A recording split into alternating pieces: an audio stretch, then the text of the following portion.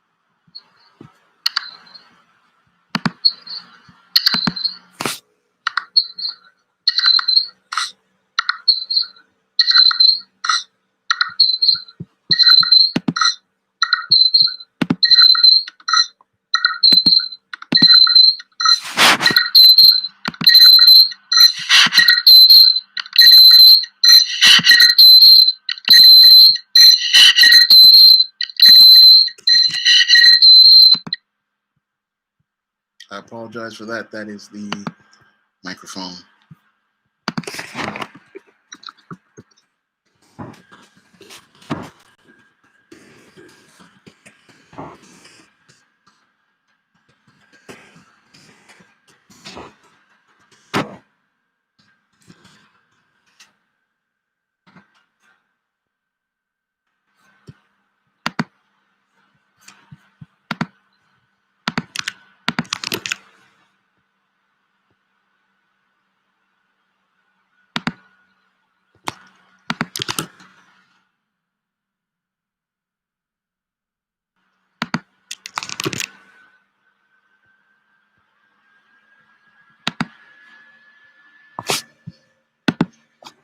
What's going on, Steve Wallamack? What's going on, D. Woodward? What's going on, Urban Google?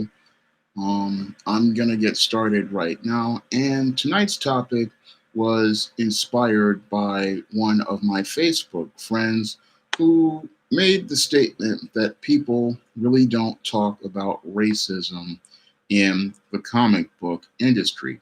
And he's right. We really have not had a really constructive discussion as related to the topic of racism in the comic book industry. And we really do need to have a comprehensive discussion on the subject of racism in the comic book industry because we have all of these efforts promoting so called diversity as related to comics, but we don't really have any sort of constructive progress as related to getting more representation of Black creators behind the scenes, nor do we have much as related to much positive representation of Black characters in most comics, especially those created by the big two, Marvel and DC Comics, and some of the subsidiary companies like your Dynamite, your Boom, your Image, and many of your other smaller comic book companies. So, oftentimes, when people think about the comic book industry, they think about it from the perspective of it being a hobby primarily run by a group of white males. That's the primary way people see the comic book industry, is that it's an industry practically ran and controlled by white males. And it's like a sort of a parallel between that and the publishing industry, which is primarily run by white females, because in trade publishing, you don't get to see many Black men working in trade publishing. And that's why we don't get many books written by Black male authors or your authors of color. And the same thing happens in your comic book industry. And this is why we don't really see too many comics with Black creative teams. And this is a dirty little secret that has gone on in the publishing industry for many years. And most people have not really talked about the issue as related to why we don't get to see many Black creators working in comics, nor do we get to see people discussing why we don't get to see many great concepts from Black creators ever hit the marketplace. So this is something that the comic book industry really needs to discuss, but it hasn't really discussed in depth as related to the, as I see it, systemic racism that has gone on in the comic book industry since its inception. And we really haven't really had a reason to talk about it because we have a series of issues that people inside the industry don't want to discuss. And some of the Black comic fans themselves and some of the Black creators don't want to talk about at all. But as an independent publisher who has been a fan of comics since he was 4 years old, I don't have a problem talking about racism in the comic book industry. And I believe we need to have this discussion. Now, I've written blogs in the past about the problems as related to the mistreatment of Black comic characters and made videos about it. But I believe we really do need to have a serious discussion about racism in the comic book industry because this racism has prevented many Black creators like myself from finding employment, and this also prevented us from getting a more balanced and humanized image of Black people inside of comics. So it's very important for us to have Black people inside of comics, and we really have not really had that really solid representation in comics like we should, because the industry for over, as I say, 80 years has been extremely insular. So this industry has not been very open to recruiting Black creators, and it has not really made an effort to really reach out to Black creators out here. There are lots of talented Black comic artists and Black comic writers out there, but those comic artists and comic writers, oftentimes they tell me that they can't even get in the door of many of these companies because they can't even find out who runs everything. And the industry itself, again, is so insular that it's about who you know, not what you know. And that's where that whole argument on merit just falls completely apart, because you'll have many of these guys like the Comicsgate guys talking about we want to see creators be able to get work based on merit. Well, I've seen many Black comic creators out here who are extremely talented writers like myself, many great talented Black comic artists out here who can put together a masterful page, but a lot of those people, all they get at the end of the day is a form rejection letter if they can find out who to send their work to, because again, this industry is oftentimes based on who you know, not what you know. So oftentimes you have guys who want to gain access to trying to find this kind of work, but they don't even know where to start. And that's where I was back in the 90s when I tried to go out here and I wanted to go out here and first aspire to be a comic book writer. I just didn't know where to go or where even to start. And that's one of the big problems that keeps a lot of Black creators from coming in. Now, the other thing that really hinders some Black creators is the fact that many of us don't know where to start. And we have to actually, in order to get access to the comic book industry, we have to go out here and go to places like Comic-Con. So if you're like short on money, you can't really, you have to spend extra money to go in to the Comic-Con. And, excuse me,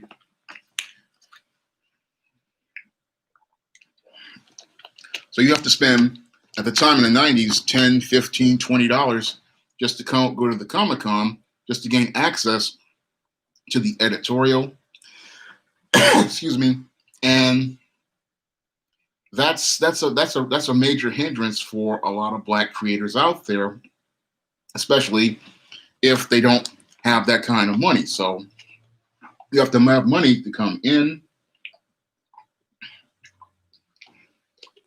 And then you have to have even more money to even gain access to the editors, because a lot of them will say, oh, I want to see your work. And if you're a writer, you just can't come in with a script. You have to go out here and hire an artist so you can do your work. Excuse me, I have a piece of dust in my throat. But you have to come in and you have to pay an artist to do your pages, and that's anywhere from $100 to $150 to $200 a page.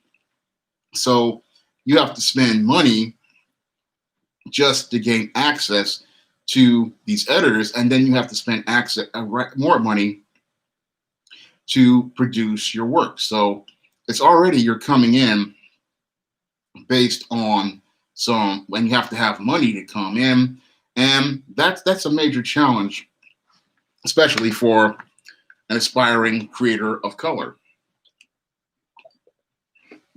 If they have limited income and limited resources. So just to get into the door for the comic book industry, you have to have money to come in, and you have to have money to come into the con, and you have to have money to pay for the pages. And that's a major stumbling block for a lot of Black creators back in the 90s and the early 2000s, when we didn't have print-on-demand technology. Back then, you were spending about $1,500 just on those creative pages. And, excuse me,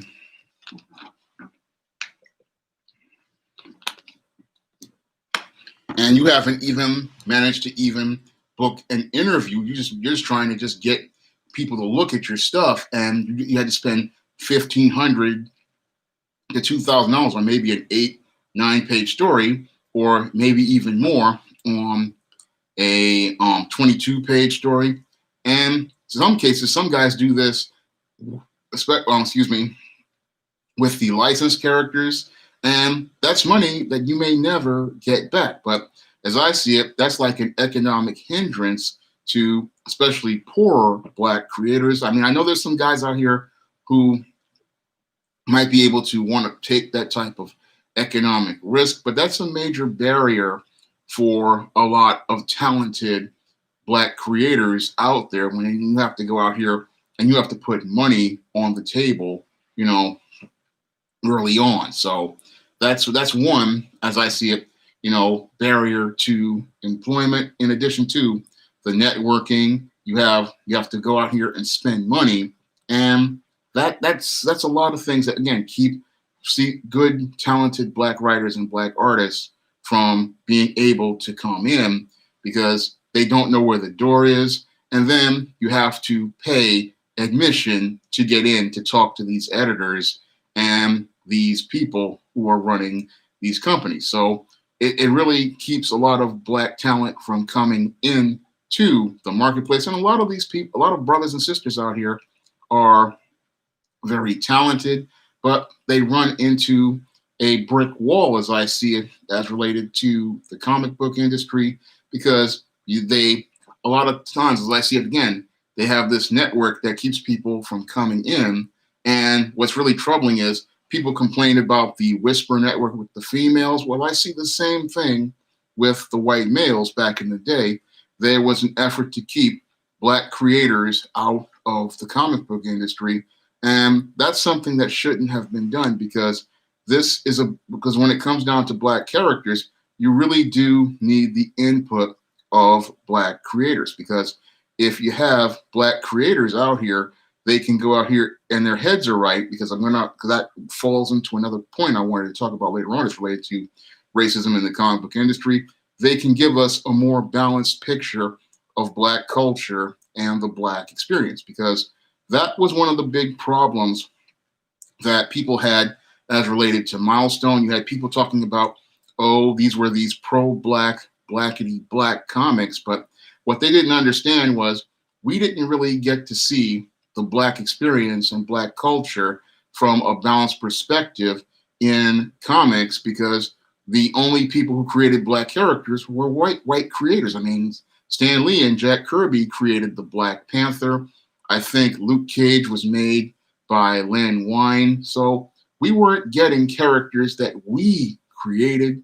And when we started to create our own characters, we were presented with a whole idea that this was negative.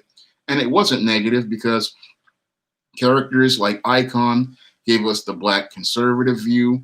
Hardware gave us the view of the black urban professional. Rocket gave us the view of the second generation of a daughter who came out of single mother households.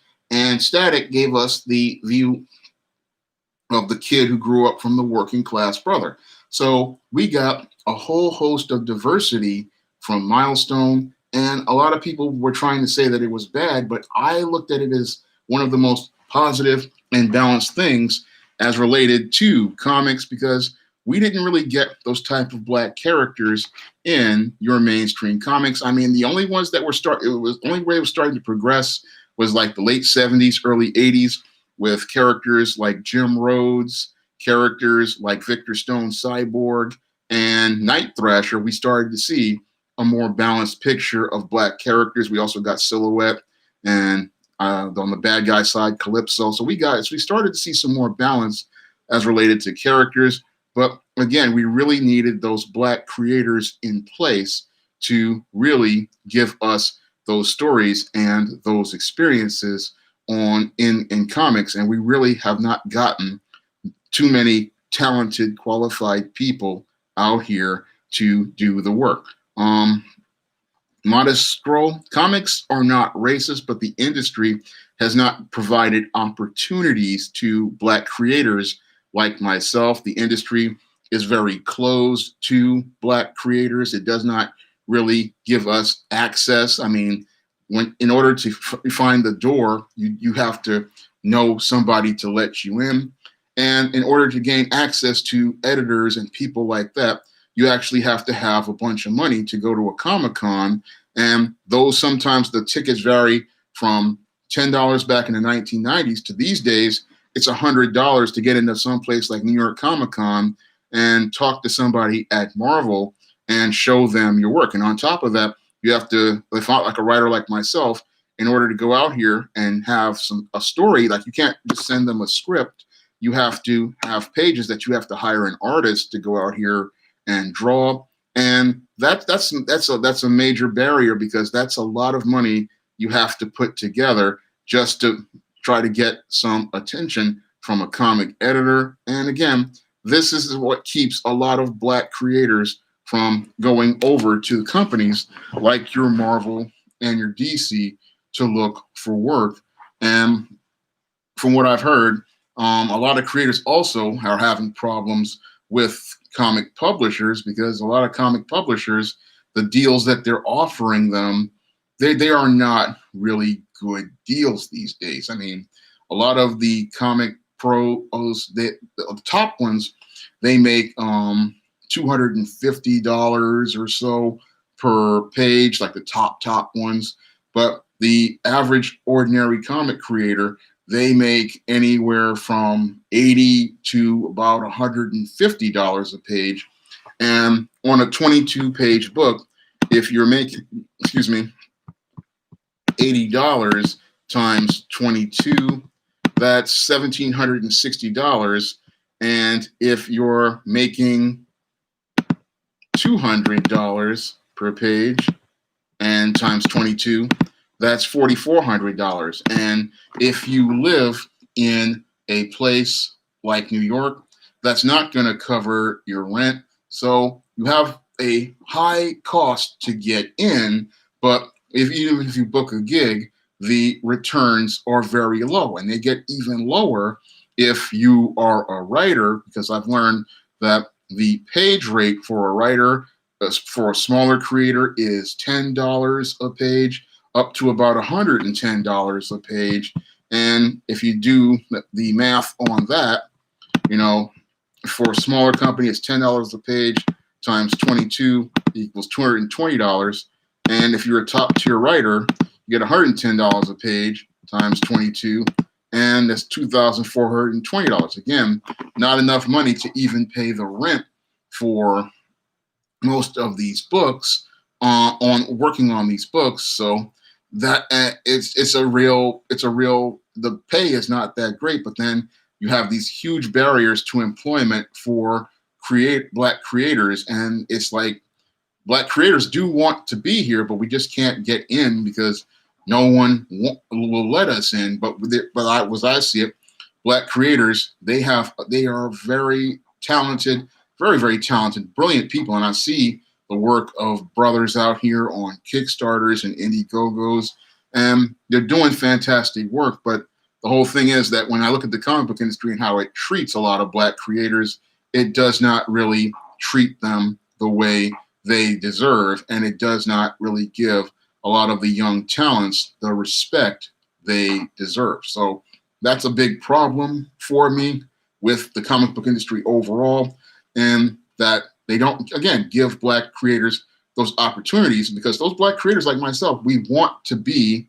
in the industry. We want to write stories, and we want to have our stories, drawn. We want to draw stories, but nobody really contacts too many black creators. And one of the reasons I believe they don't contact a lot of black creators is because of this racism in the comic book industry, and the fact that many of these creators fear pushback from brothers like myself, because a self-aware, intelligent black man, when he comes out here and you try to propose a character like a Miles Morales, you're going to get some pushback on that, because that self-aware black creator who knows who he is and his identity as a black person, he's going to say that he doesn't want to be a hand-me-down version of Spider-Man in order to meet some sort of diversity quota or get some sort of virtue signaling. No,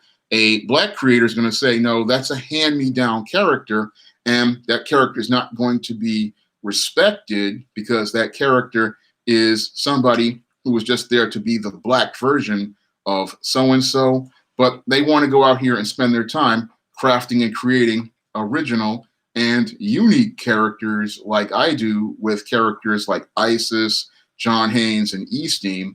That's what a self-aware black creator would want to do, put their efforts into, because they understand that putting your efforts into a knockoff diversity character is not really going to give you anything of substance, and it's just going to be one of these reskinned token characters that nobody's going to relate to, and they're just going to see it as the black version of a white character, and they're not going to respect that version of the character. So a lot of people in the comic book industry, they don't really like the idea of hearing from people like myself, because we will give them that pushback as related to their so-called diversity initiatives, like we saw with Marvel from 2016 to still going on right now. And what we're seeing right now with DC, what they try to do with their future state, they would get major pushback from black creators. And a lot of these people, they think that they're promoting diversity and inclusion, but we know that it's not diversity or inclusion, it's tokenism. And we want to do better than be some token in somebody's story. We want to be able to create stories that have an impact on the reader and give them a more full perspective of black culture and the black experience. So we don't want to just go out here and make some token character that nobody will care about or nobody will relate to, that he's black on the outside, but he has nothing of substance on the inside. And I've read a lot of characters like that from what people call SJW Marvel. All they are is an ethnicity and an identity.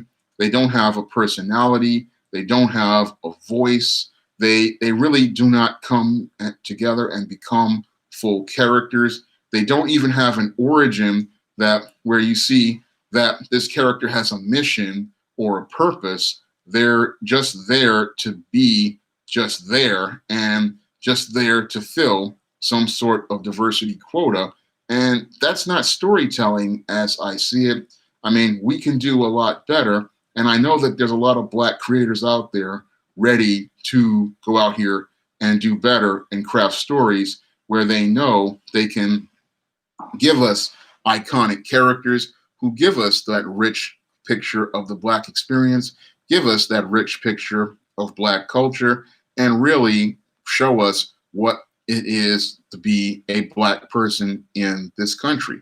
Now, the other barrier to the comic book industry, like I see right now, as related to that, in addition to the token characters, is I'm seeing this big problem as related to the not just the racist fanboys, but these what I call Black bootlicks in the comic book industry. Now, there are some people who have managed to gain access to the comic book industry, and a lot of these people, they believe that in order to keep their ability to get a job or to keep getting favor from some of these comic pros or some of these comic professionals, they have to go out here and just give a pass to the racism that goes on every day. Instead of calling it out, a lot of these people will go out here and try to make excuses. They'll try to justify things.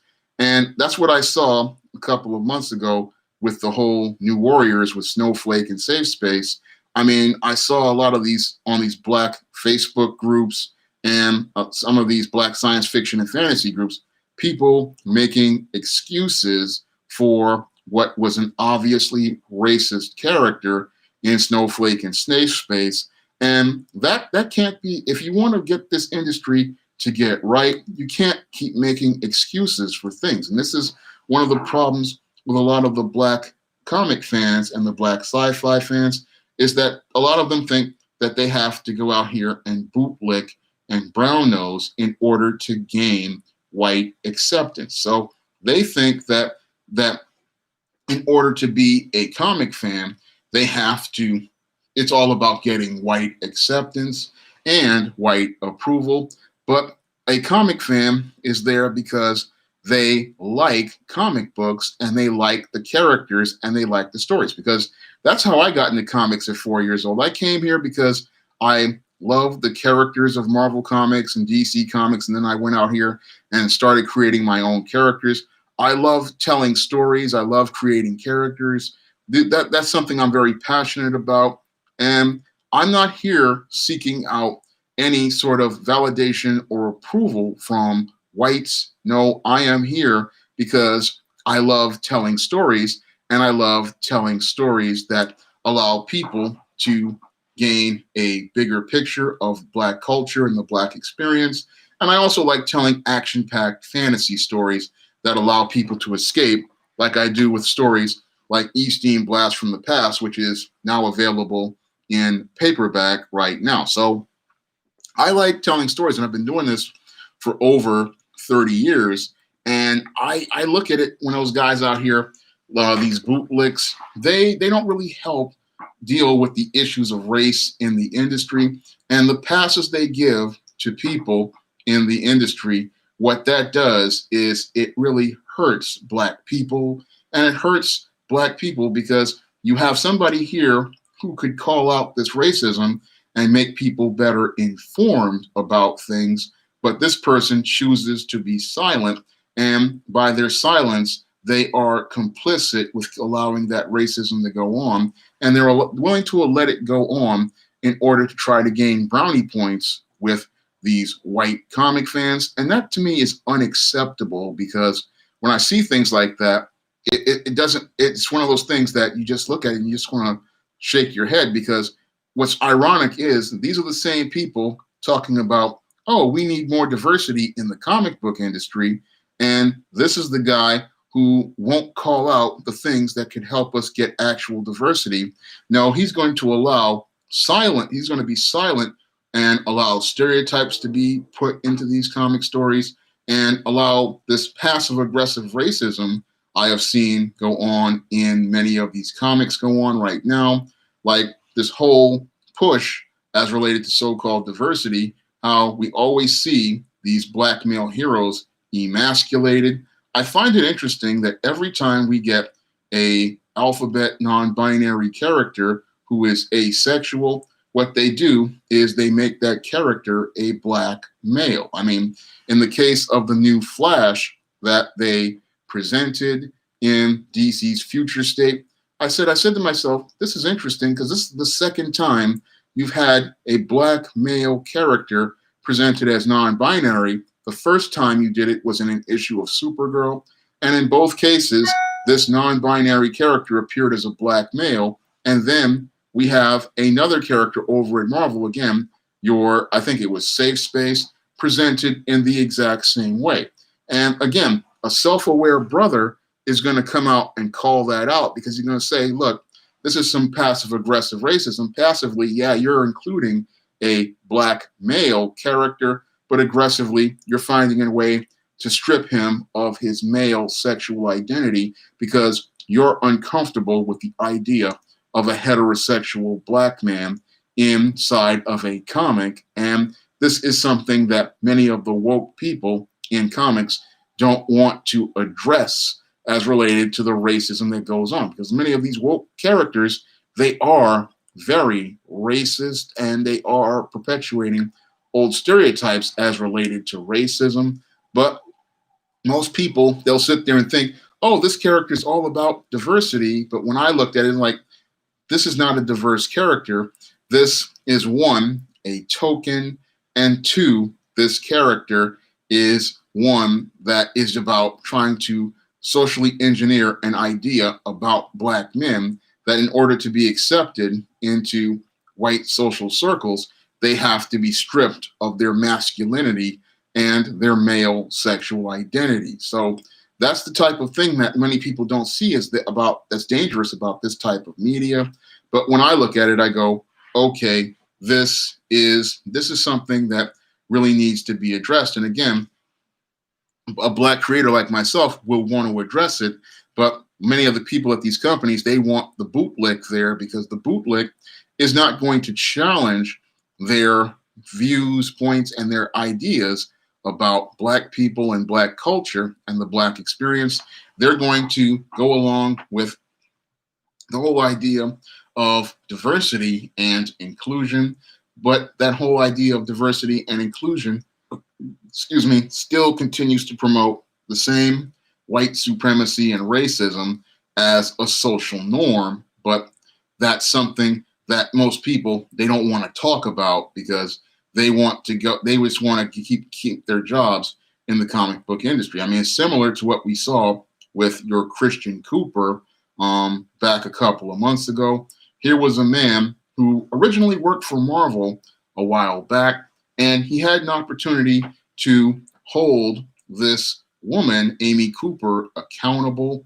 And instead of trying to hold Amy Cooper accountable for the racist behavior that she participated in that could have possibly cost him his life and set a legal precedent for setting a boundary for how black people will be treated in this country, your Christian Cooper decided not to help out the district attorney.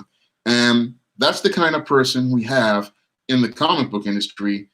Today, a lot of these people who are black and minority, they have that same viewpoint of, I'm not going to say anything, I'm not going to do anything, or they have the idea of making excuses for clearly racist behavior that they have seen, and they'll sit there and give it a pass, not understanding that their actions are doing more damage to the image of black people. Because if you're a black creator, that you have to understand you have a major role in this country because you have the power to change the image of black people. And as you have that power to change the image of black people is because when you create images like I did here for E-Steam, Blast from the Past, or books like ISIS, the Main Event, these type of images can shape the way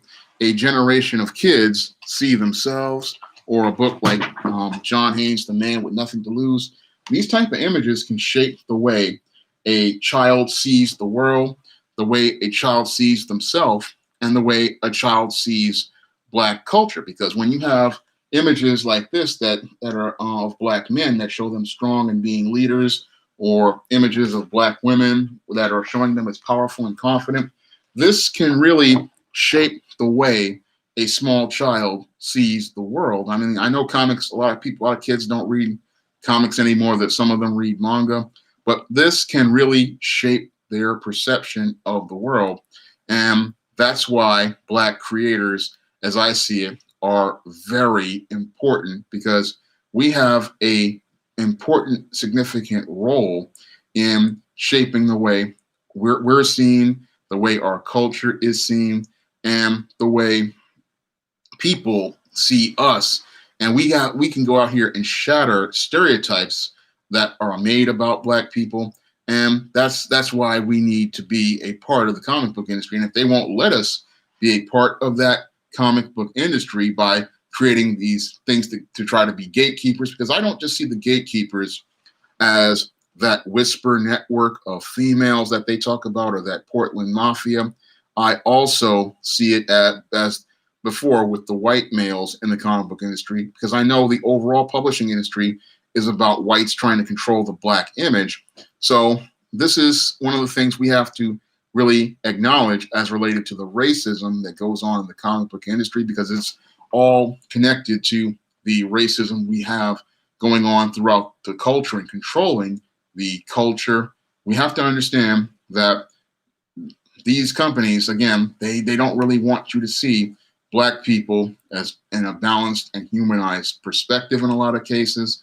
And the only people who can stop that from happening is us. So what I'm seeing right now, in an effort to stand up to a lot of the racism I've seen in the comic book industry as related to, again, the whole trying to keep people out by making it who you know, not what you know, doing things like making it hard to access because you need thousands of dollars to get in, and then going out here and having these Black bootlicks working in the industry, and then looking for them to go out here and excuse things. And that's the thing that really disgusts me the most, is that we've got a lot of these Black bootlicks in the comic book industry, and a lot of these people, they just look to go along, to get along, to get in with these comic creators, get in with these comic pros, and they're not willing to stand up like I did. When I read that statement on the Omega Bukaru Indiegogo, I was just deeply disgusted by that, because I understood that that was gaslighting, because you're going to sit there and tell me that, comics that feature a Black man and a Black family are Black supremacist. And they'll do that to Black comic fans who don't know any better. Tell them, oh, this is a Black supremacist image. And I'm sitting there going, I know I know that there's no such thing as Black supremacy. And I'll call that out, because I know what those images were of those, what they call Blaxploitation images came from. I know the history of those images, and I can talk about the history of those images because I know where they came from. Now, all of those images and things that you see of the big muscle-bound Black man who takes on Mr. Big, that is a repackaging of an old racist stereotype known as the Black Brute, about this violent, prone Black man. And they repackaged it in a brand new box during the 1960s and 1970s, because Hollywood was losing money due to the Vietnam War, changing people's perceptions about the world. So back in the 60s, we had the Hollywood, they were still used to making these musicals, these epic war films, these epic history films like Spartacus, but those films were not catching on with audiences from the late 60s who had become disillusioned by the Vietnam War, and they weren't going to the movies to go see movies as much as their fathers and grandfathers used to. So they were losing money, and these studios and even the publishing houses were losing money. So they started looking to try to find a new audience in order to get their money from. So they went out here and they decided to go after Black audiences, finally, after ignoring them for over 30 years. And they decided to go after Black audiences with your films like your Shaft and other films like that. And They also tried to go after black audiences with books like those from Donald Goines and Your Iceberg Slim. So they were going after those audiences with these stories about pimps, these stories about hustlers, these stories about big black guys going out here looking to take on Mr. Big. And all of those stories, they came from white film studios, and they came from publishers like Holloway House, which were owned by white people.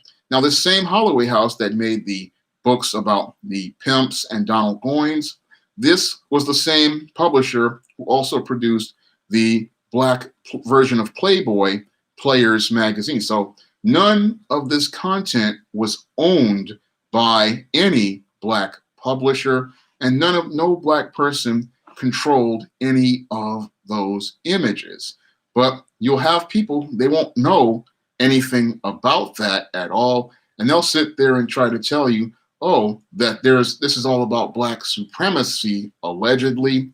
But all of that media was not created by us. So when people see an image created by us, they start going, oh, that's a black supremacist. It's like, no, that's not a black supremacist image. That's a balanced image created by a balanced black creator. And you're not used to that because there have been whites controlling the industry for so many years, and you've never experienced an actual image or a story from a black creator. So they'll sit there and talk about that, but then about black supremacy, not understanding that, again, those blaxploitation images were made by white people. So the real images of black people that we see, those are when we first experience them, they're showing you what is real, and that's what I've grown up and experienced.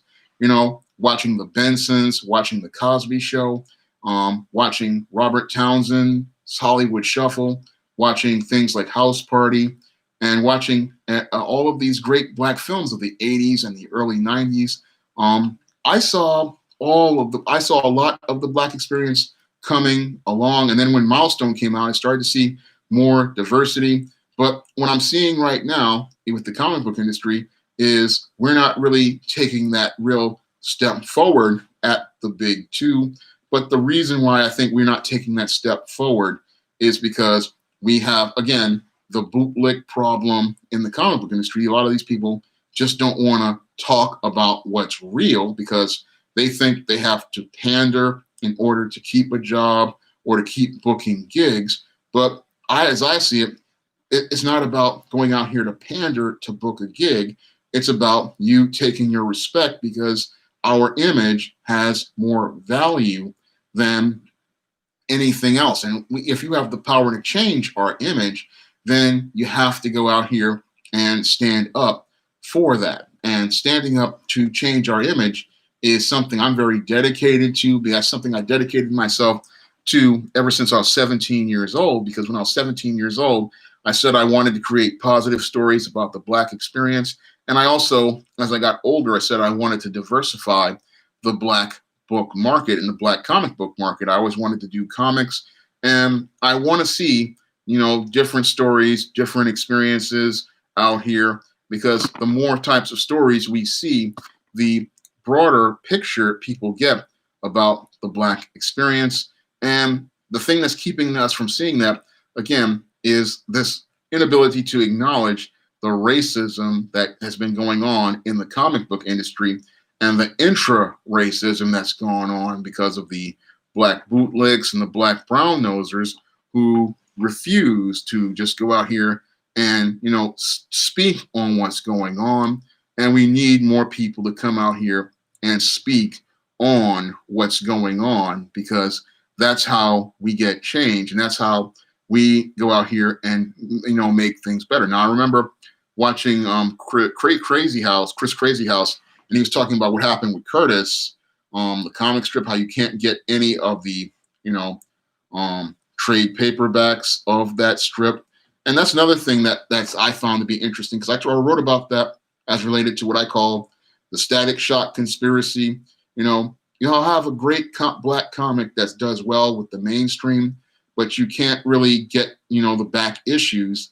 or you can't get the back episodes, like in the case of Static Shock, which was the #1 show on Kids WB. I mean, I had to, when I first wrote the blog about that, I think that was one of the things that led to Warner Brothers finally releasing that DVD box set. Because I sat there and said, we got Justice League, we got Batman animated, we got Superman animated, we got Batman Beyond. I mean, we even got Jackie Chan, but we didn't get Static Shock, and we still really don't have or as I see it, a good quality official release because it's video on demand.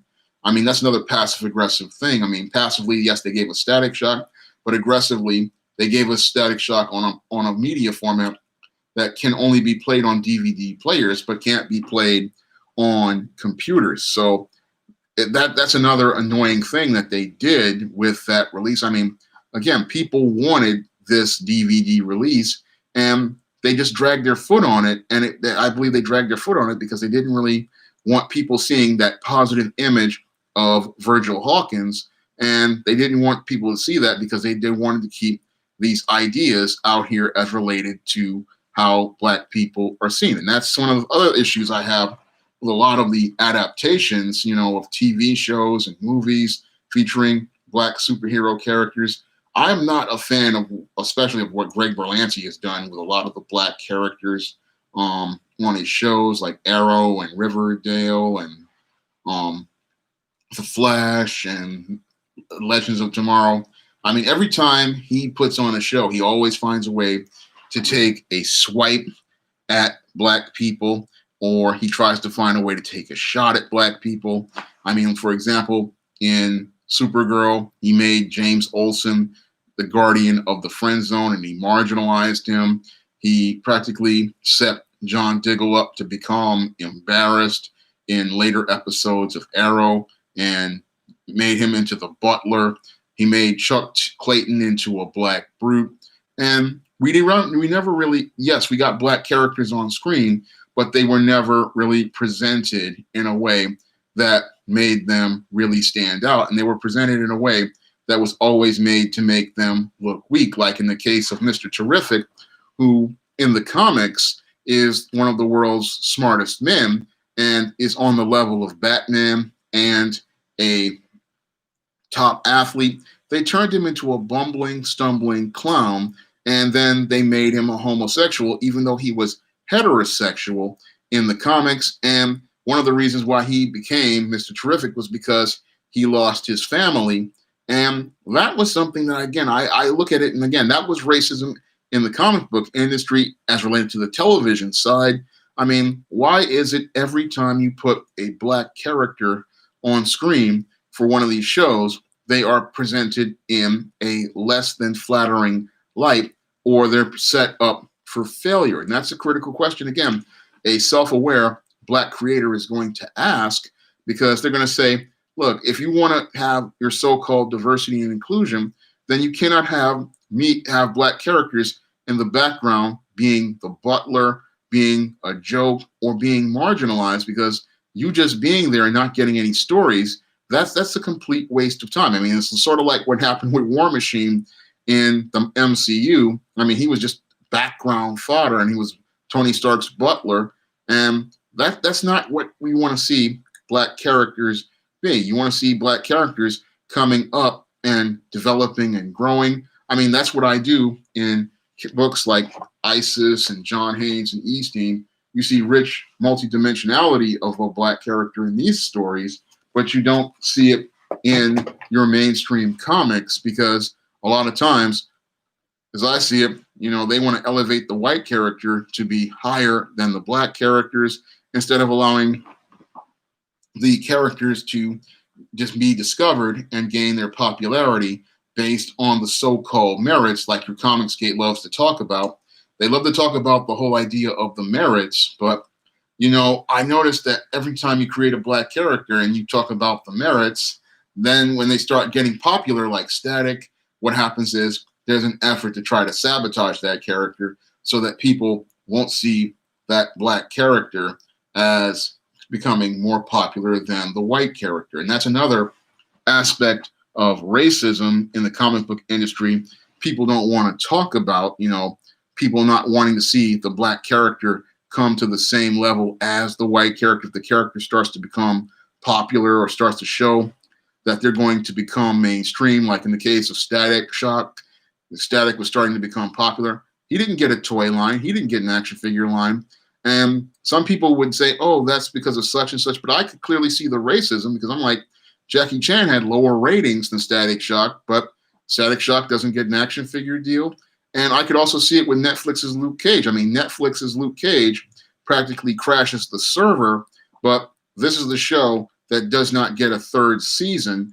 And it doesn't get a third season, as I saw it, based on the narrative of the show, because we started to see the Luke Cage character starting to become his own man and starting to show leadership ability and starting to show that he could do things without seeking the validation and approval of any of the white characters. And that was something that the producer, Chio Hodari Coker, just slipped through, under the table as related to the storytelling. And I doubt he would have been able to get that through with the storytelling in the beginning if he had probably told people about it. But I think he just kept it under the radar, and that's how he kept it for those 2 seasons. And that's why one of the reasons why the show got canceled was because they didn't like the narrative. Now, your Netflix is going to probably bring Luke Cage back, and when they do, they're going to bring him back very neutered. John Mako, my books are for all ages, with the exception of the upcoming with Eternal Night. Isis, John Haynes, and Easteen books are for any age. You can pick these up for any. I write them for all ages. So I've had kids as young as 8 years old pick these up, and I've had adults old as 75, 80 years old pick them up. I use the old school Marvel style of storytelling, so you can feel safe picking up an Isis or John Haynes or an Easteen book for your kids or for your family. Everything in here is just like a comic book. And in fact, the Easteen Blast from the Past book has a comic book in the back. So the Easteen Blast from the Past has the Easteen No Good Deed comic strip, which I'm planning on putting into a upcoming graphic novel soon. It's going to be the backup story. So they're all for all ages.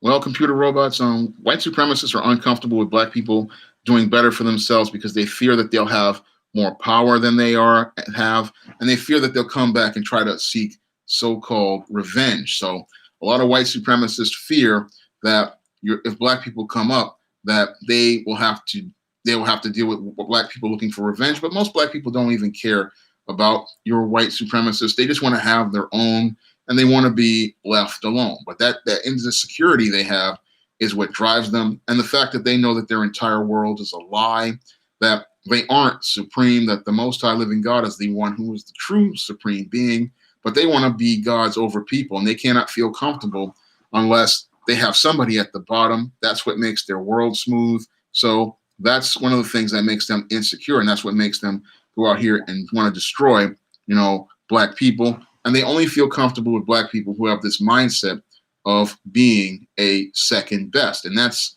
what you get with a lot of these comics out here in the comic book industry these days. It's all about creating this perception of being number two, and not about going out here and looking to see yourself as number one. Because when you have the right mindset and you start to see yourself as number one, you start creating images like I did for The Temptation of John Haynes, where the man sees himself as number one. This is a great cover by Mike Williams. And it's all about seeing yourself as number one, because when you see yourself as number one, you start to see your value. And when you read stuff like this, it teaches you how to value yourself. So that's what happens when your mind is right. You start saying, hey, I want to see images where I'm number one. And I'm seeing a lot of that with a lot of the mangas that I've looked at places like when I would go to the Schaumburg Comic Book Festival, and when I would go to places like Indiegogos. I mean, I would see a lot of those type of images, and we're seeing more of those images because we've gotten a generation of young brothers and sisters out here who are starting to change their whole perspective as related to dealing with the racism in the comic book industry. They're saying to themselves, you know what, if this industry does not really want to support Black creators, then Black creators will go out here and we will create our own industry. So that's why what we're seeing a lot of Black creators out here going out here and making their own comics using the tools around them like Indiegogos and Kickstarters to go out here and get their own projects funded. They're saying to themselves, you know what? If the comic book industry won't see the value of my work, I'll go out here and make my own work, and I will go out here and make my own money. So that's one of the things that I find to be extremely positive as related to combating the racism that has gone on in the comic book industry for over 80 years, as I see it. I mean, people are saying that we're not going to allow the gatekeepers to control us. We're not going to allow the gatekeepers to tell us who we are. We're not going to allow the gatekeepers to tell us that we can't create. We're going to go out here and create our own books. We're going to create our own stories, and we're going to create our own fantasy. So that's what I'm seeing as related to combating the racism. Yes, we're talking about what's going on as related to the mainstream industry, but we're seeing more and more comic creators saying that they don't want anything to do with Marvel or DC right now because they just can't find the door. They wanted to be there. I mean, I, for many years, wanted to be at one of those companies. I mean, I've applied for numerous companies. I applied for the DC Writers Workshop a couple of years ago, never heard a single thing. Applied at Dynamite Comics. I mean, submitted stories and scripts. And I look at it now and I'm like, you may as well just continue going down the independent publishing route. I don't do my own artwork, John. I hire artists like Mike Williams to do my covers and artists like Bill Walko to do my covers and do the comics because I can't draw that well. I can sketch, I can rough out a concept, but I need a professional artist to go out here and render that kind of work. So I can't really draw very well. And I tried to call myself drawing my own covers, and that was a complete disaster.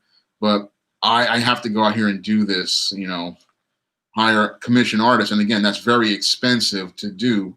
And thankfully, patrons and donors go out here and they donate to things like the Patreon or the Cash App. I'll leave a link to the Cash App. So they donate to the Cash Apps and the Patreons, and that helps me be able to go out here and do things like pay for the internet to do these streams, and to go out here and do things like pay for the covers and do things like promote my work. So if it wasn't for the generous support of you guys out here, I wouldn't have got that far. And I'm trying to take things a little further again because with the No Good Deed comic strip, I wanted to really start branching out into doing comics. And I've wanted to do comics ever since I was about maybe 9 years old. And again, this is something that's a passion for me, something I love to do. I love very much. I mean, comics were how I learned how to read. And I want to see comics, be there for everyone. And I want to see everybody be able to gain access to the comic book marketplace and have an opportunity, if they want to work in the business, get that opportunity to work in the business. That's what I really want to see with comics, overall. And if you can't get those opportunities, like I tried to get opportunities to get my paperbacks published and I couldn't get in there, so I started my own publishing imprint. I want to see people go out here and do the same thing with comics, because if they won't tell your stories, then you have to go out here and tell them yourself. And don't feel bad about telling them yourself. I mean, there's no difference between your book and one of these books from one of these trade publishers. I mean, with the tools that we have on Amazon and digital platforms like Kablam, you can go out here and make your own comics. And that's how you make that step, because an image that you own, you control, and an image that you own can really make a difference in transforming a kid's life. And I was shocked to hear that there were kids whose lives were transformed by books that I did, like the John Haynes series. I mean, I've had kids, send me fan art. I've had people send me fan art for John Haynes, and people tell me that those books have, transformed their lives. And that's the power you can have. I mean, as a creator, thank you, Kalia, for the super chat. I really appreciate it. If you guys want to donate to the super chat or the Patreon or the Cash App, I really would appreciate it. But I look at it as, your opportunity. We have this opportunity to take control of our image. We have this opportunity to tell our own stories. And I'm seeing a lot of really great creators going out here, and taking that effort to take those steps. And we're thinking that, like back in 93, people thought Milestone wasn't anything. But 25 years later, there's so many kids who've had their lives transformed by Milestone Comics, and so many kids out here who were inspired by Milestone Comics to go out here and make their own heroes. And that's the kind of impact you can have on a child's life or even a young adult's life. I mean, I hear from people all the time who tell me, oh, John Haynes is a character that really inspired me, a character that transformed me. I've even had people say Matilda has really had an impact on them from the Spinsterella books. I haven't heard too many people talk about East Demon Isis, but I've heard people talk about Matilda and John Haynes. And it can make a difference in fighting a lot of the stereotypes. And that's some of the things I wanted to do with a lot of the characters I create, was fight a lot of these stereotypes about Black characters, because all we think about is your Black characters, they come from the hood or they come from the streets. And I wanted to show that Black culture is a lot wider. And that's why I did characters like Spinsterella, who was a Black goth, and showing the Black goth subculture.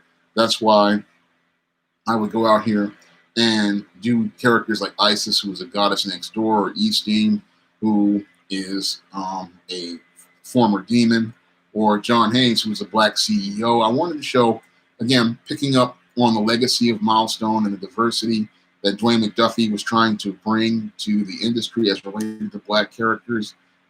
We really do need more of those type of stories. We really do need those type of experiences, and we need more Black creators to come out here, because if you can't get in the door at Marvel and DC, then you have to create your own path. And that's one of the things I like seeing these days with all the Indiegogo's for comics I have picked up, like Agent Solo and your Omega Blacks and many others, is I'm seeing more creators going out here and making their way and pushing back against the racism in the comic book industry by making their own industry and taking control over the Black image, because that's the way you make change. And you're also making more money at it, because, again, the comic book industry, they only pay you, what is it, $10 a page if you're a writer, or they pay you $110. So a lot of these people are going out here and they're getting, what is it, $17,000, $18,000 minimum for funding. Some of them people are getting $40,000, $50,000 funded. Some people get $6,000, $7,000 funded, and they still control the rights to their property. And that's something that the comic book industry has not really worked on as related to trying to help alleviate some of the problems with the comic book industry. In addition to the racism, is the crap compensation. And that compensation, they own the rights to everything you create. And that doesn't give many Black creators, again, an incentive to come out here and work at a company like a Marvel or a DC. I mean, you get paid next to nothing for all of your hard work. They own all of your intellectual property rights, and then you wind up with nothing. The company winds up with everything, and you don't even own a single thing. So we're seeing not only are the creators taking control over our image, but they're also taking control over the dollars. So you put in all the work for the comic, and you own the comic, you own the rights to the comic, and you can go out here and print that comic as long as you want. And with every distributor you want, you can have that comic produced at Amazon. You can have that comic produced at Smashwords. You can have that comic produced with Kablam. You can have that comic produced with multiple covers if you want, depending on what printer you go with. But you own your master files. You own everything. So a lot of creators are saying, hey, you don't really want me here, then I don't need to be here.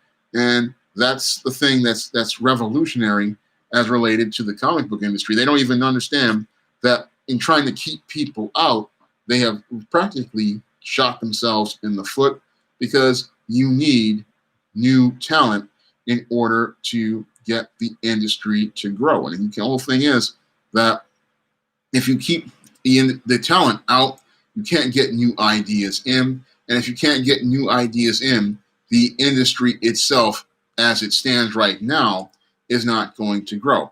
Mr. Zach888, I don't understand why they don't go into crowdfunding. Dynamite has done crowdfunding, and they have done exceptionally well. I mean, Dynamite, after the whole Cecil controversy, regrouped, and they did several crowdfunding projects. They did a Miss Fury with Billy Tucci that I think has passed six figures.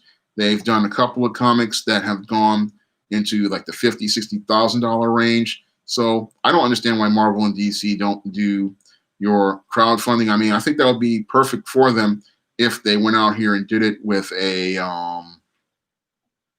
project like where they're saying that DC is no longer having a full universe continuity. I mean, they could just do full graphic novels and practically get all their money back for their printing and production costs if they did a crowdfunding. But that's one of the things I have a real issue with crowdfunding now. It's like you have a lot of companies now doing crowdfunding, but crowdfunding is not supposed to be about you selling the book, not just selling the book, but it's also supposed to be about,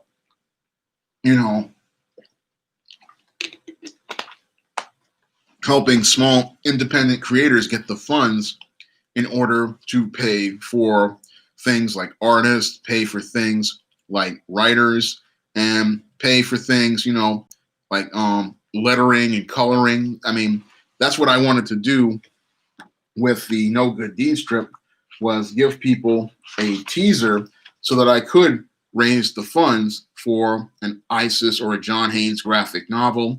I want to raise those funds, and I want to give people that sample to show them what they would get. And that's what crowdfunding I thought was supposed to be all about. I thought crowdfunding was supposed to be about helping that creator get the funds to go out here and be able to pay to finish their project. But these days, you're seeing a lot of comic companies, using it, or a lot of creators having to have everything in advance.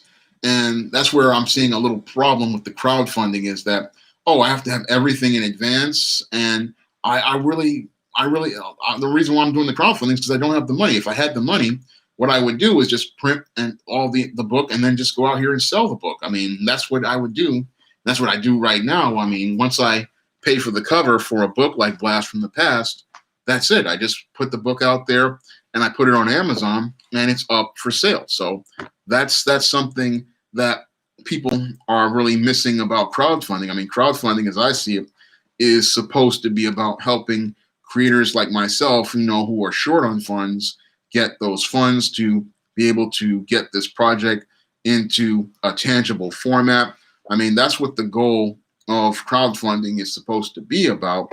But things like crowdfunding, you have companies coming in and they aren't really being used that way anymore. But again, I look at the comic book industry, and again, they don't understand by cutting Black creators out, they've practically cut their business, because a lot of talented Black creators are out here, and they've been out here for years. And a lot of those brothers and sisters, they're just realizing that the world is changing. They don't need Marvel and DC to validate them. They're starting to see their own value. And that's one of the more positive things to come out of dealing with this racism in the comic book industry, is that we're starting to see more Black creators see their own value, see their own worth, and see a value to their intellectual property. and see a value to the work that they put into their books, and they're not looking to hold off on pursuing their dreams because life is too short to sit here and not go out here and pursue your dreams. I mean, if your dream is to do comics, this is a great time, as I see it, to go out here and do comics, because with crowdfunding, you have that opportunity to tell your story. You have that opportunity to make your story get out there on the marketplace. And you don't have to deal with trollish gatekeepers from Whisper Networks or other organizations telling you that, oh, you can't sell that comic. No, you can sell that comic anywhere, and you can take control over your image, tell your story, and talk about the experiences you experienced, and create heroes that allow us to see actual diversity as related to the Black experience, and really do a serious pushback against this racism in the comic book industry. Now, some Black creators have also talked about some of the things they've run into with a lot of these comic companies. About one story I heard was really troubling to me was, a guy, he had made a comic and they wanted him to pay for actually putting together his own comic. And that really reminded me of subsidy publishing. And I sat there, I said to myself, this is subsidy publishing. You're telling me that I have to pay you to go out here to be able to get my comic distributed. And why should I pay you? They're telling me now I have to already pay for the art and everything. And I said to myself, if I have to pay for the art, if I have to pay for the lettering, then what do I need with you and your label as a publisher? If I'm paying for the art, I'm paying for the lettering, I'm paying for the coloring, I'm paying for the cover, then I've already paid all of the costs for this comic.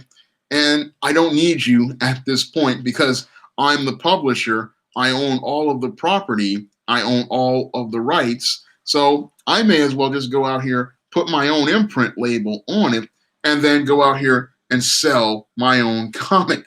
So that's what I read. I was reading a story about this guy who had been swerved by this publisher. But I said to myself, if I got to pay all those costs, and I've also seen this with a couple of other comic publishers that's related to submissions, they'll sit there and say, oh, you have to go out here and pay the artist and pay the letterer and pay the colorist and all these people. But if I'm doing that at that point, I'm a publisher. And if I'm a publisher at that point, then what I need to do is just go out here and upload my comic to Kablam with my own label. And if I want, even try to go and get in the previews catalog or head over to Amazon and Comixology and just start selling my own comic, because at that point, I'm a publisher. And no, you get better distribution in Amazon, John. You get way more better distribution because Amazon has you all over the world. And if you go with Ingram Spark, you're in every bookstore in the country. At that point, it's like Diamond is just a couple of comic shops. And that's not really anything when you consider that if you get into the trade market with your own book, you're going to get twice as much money. So if I've already paid these costs, I may as well just put my own label on it and call it a day. And that way, I own all the rights, I own all the licensing, I own all the cash, and yeah, that's right, Mr. Zach. You just sell it on your own platform. I mean, if I've got in order to put your label on the book, I'm paying the cost. Then what's the use of me using your label? So that's one of the things that nobody advertises your book, John. So you have to go out here and advertise it yourself. So if you got to do the work, you may as well just go out here and do the work. So that's the way I see it.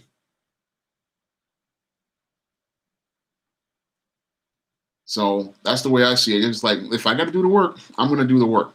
I'm not going to sit there and pay somebody to get get small pennies, on the dollar, because what they give you through Diamond is like 10 cents on the dollar, whereas on Amazon, even though Amazon takes a small cut on on paperbacks, you're still getting more money than you would through a Diamond distribution, where the comic shop, even the comic shop, if they dealt with you directly, they would still get a better deal because they would know that if you took back the books, they would still get a better deal. I mean, Diamond's deal is not a good deal as related to distribution, and you could probably cut a better deal with a comic shop on your own and by just making your own books. So, but when I look at the comic book industry, I mean, they practically they pushed out a lot of black talent, and that black talent out here, we want to go out here and create great comics and great comic stories, and we're starting to see we can't do it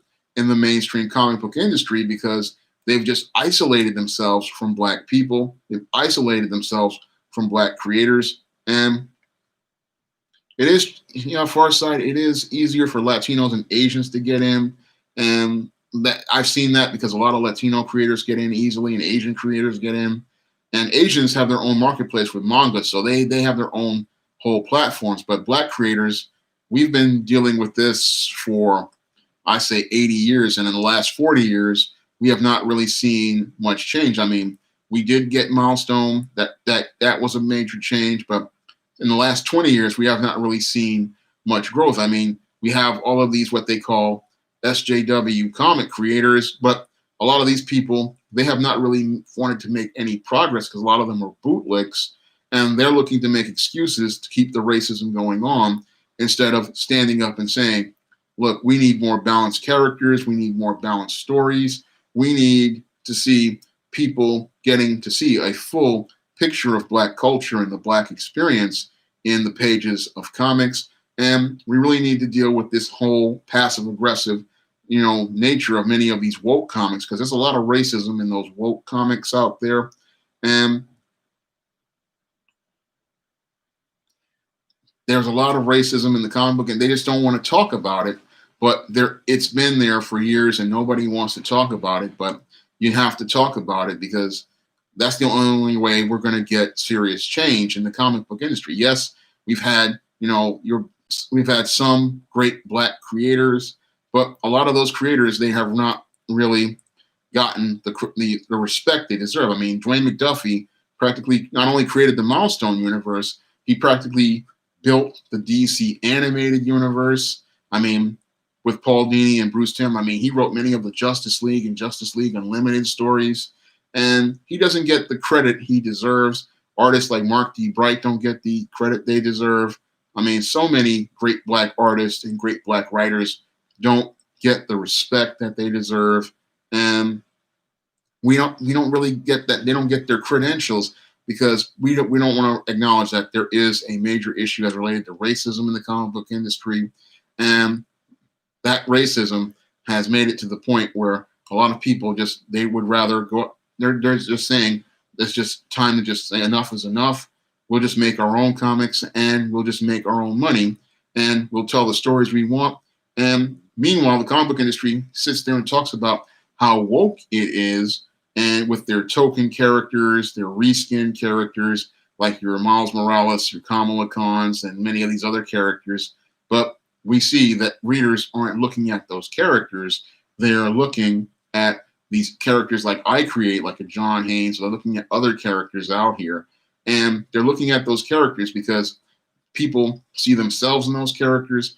They see their stories in those characters. They see their experiences in those characters. And they see that, and they're going, look, they're not giving me if they're not going to give me those comics at Marvel and DC, I will go over to SJS Direct and all these other independent characters, and I will go out here and watch and buy those books and get the stories that I want that feature me and my experiences in between the pages of that comic. Now, right now, I'm working on a script for a John Haynes graphic novel, and I'm looking to get some feedback from many of you viewers. I know some of you have gone out here and bought, John Haynes books like John Haynes, The Man with Nothing to Lose, and The Temptation of John Haynes. And I wanted to know if you would be interested in a John Haynes graphic novel. I mean, I was thinking that if I were to do an Indiegogo or a Kickstarter, I might go with a John Haynes graphic novel first instead of an ISIS graphic novel. I'm still on the fence about it. but I wanted to get some feedback on it because I'm working on the script right now. And this is something that I may do next year or in the future. I mean, it's something I want to do. And I just want to get some feedback on it before I continue further with it, because I really want this one to get funded, and I really want to share this one with everyone. So I've already written the story for this John Haynes story, and I'm getting ready to work on the script. So I'm hoping to have a comic, a full comic. I really want to work on getting a full comic out next year. That's one of the goals I have for myself, and it's something I want to see, get done. So I really want to get some feedback on that. So just let me know. That's related to a John Haynes graphic novel, because I want to give you guys a story that you want to read. So it's in between an ISIS graphic novel or a John Haynes one. And I know John Haynes has more readers than ISIS, so I'm thinking about going that route on a graphic novel. So that's one of the projects I have upcoming that I'm working on. But I also want to thank everybody for a major accomplishment we had last week. Eternal Night was the best-selling book on the SJS Direct imprint as related to launches. It was the most successful launch of an SJS Direct book in the history of the company. And I couldn't have achieved that accomplishment without your support. Thanks to you guys, this was the most successful launch of an SJS Direct book. It has beaten the Man Crisis as related to initial sales, and it's done better than the Man Crisis when I initially launched it. And that was the #1 book as related to launches, followed by Spellbound. So Eternal Night, you guys made this a great success for SJS Direct, and I want to thank you all for doing that for this action-packed African-American horror story about Lilith Graves and her first dark days as an undead. So you can get your copy of Eternal Night in paperback and Kindle format on Amazon.com right now. You can get that in paperback or Kindle format, and it's going to be on Kindle Unlimited for the next 3 months. So if you have Kindle Unlimited, you can read Eternal Night for free if you have Kindle Unlimited.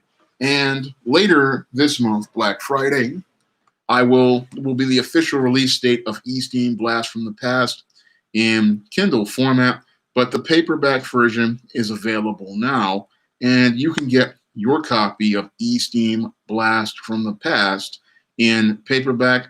And this one follows up on the story of Eaststein, the Sands of Time. And in this story, Eaststein takes on her demonic doppelganger from the past in this action-packed Eaststein series story. So you can get Blast from the Past